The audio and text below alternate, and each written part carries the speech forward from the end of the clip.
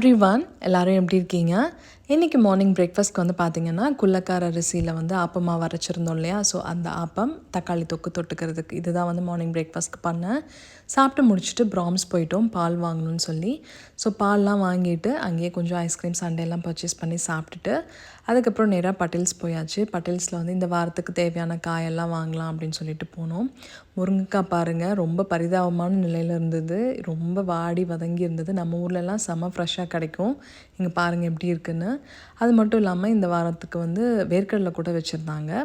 அதுக்கப்புறம் வீட்டுக்கு வந்து பார்த்திங்கன்னா சேமியா ஜவ்வரிசி பாயசம் பண்ணிவிட்டு அதுக்கப்புறம் கொஞ்சமாக உளுந்த வடையும் செஞ்சுருந்தேன். அதுக்கப்புறமா பருப்பு வடை கொஞ்சம் பண்ணியிருந்தேன். இதுதான் வந்து இன்றைக்கி தமிழ் நியூ இயர் ஸ்பெஷலுக்கு நான் பண்ணது. யாருக்கெல்லாம் இந்த வடையை பிச்சு போட்டு பாயசம் ஊற்றி சாப்பிட்றதுக்கு பிடிக்கும் அப்படின்னு சொல்லிட்டு கீழே கமெண்ட் செக்ஷனில் சொல்லுங்கள். அப்படி நீங்கள் ட்ரை பண்ணது இல்லைன்னா ஒரு வாட்டி ட்ரை பண்ணி பாருங்கள், அட்டகாசமாக இருக்கும். அப்பளம் பாயசம் காம்பினேஷனும் தூளாக இருக்கும்.